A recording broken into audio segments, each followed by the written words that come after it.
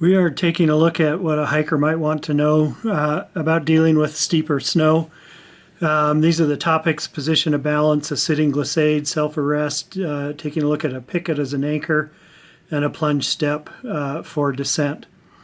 One of the things you want to do when you're practicing is choose a location that's safe. So this is a pretty good run out right here.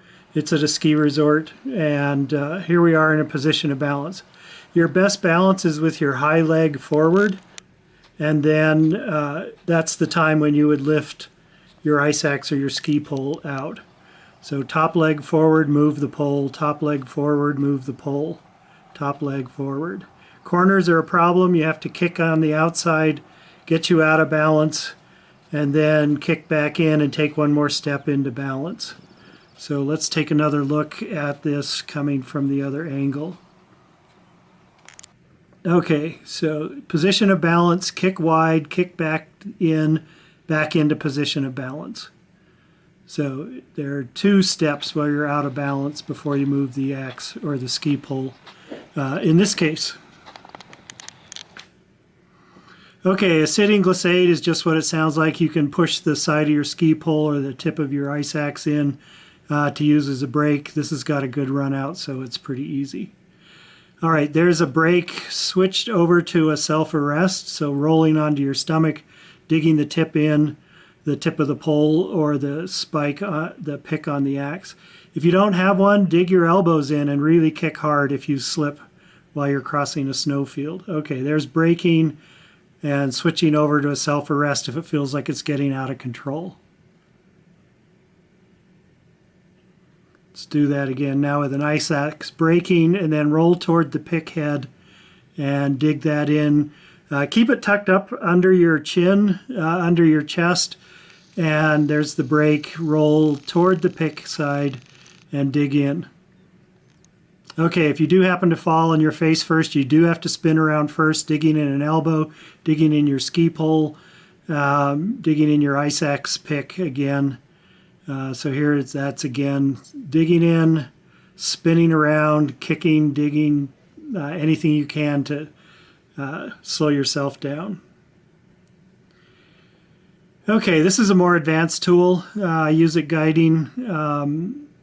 It's sort of a temporary anchor for a belay. A rock climber is going to be appalled because this is just burying something in the snow. What he's digging out here is the bottom of the tee. He's already dug out the top of the tee, the part that's perpendicular to the fall line across the hill. And then you saw that he tied a piece of webbing, a 1-inch webbing, to the center of the picket, which is T-shaped in cross-section. And then tamps that back down into the slot that he dug crosswise. And then you wouldn't want to have the strap coming straight up. That's why you dig that lower part of the tee. And then what you have to do is test it, see how it feels at this point. And then you're going to stomp snow down into it. You can bring snow in from other places, shovel it in, kick it in from above, and anchor it.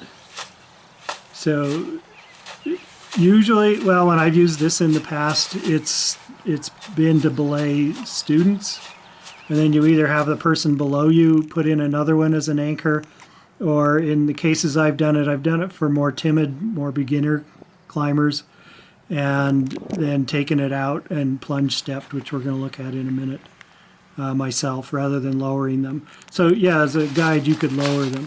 All right, plunge stepping, you're just digging your heel in and bringing your body weight on it with almost a stiff knee, not quite. So dig that heel in. It takes quite a commitment.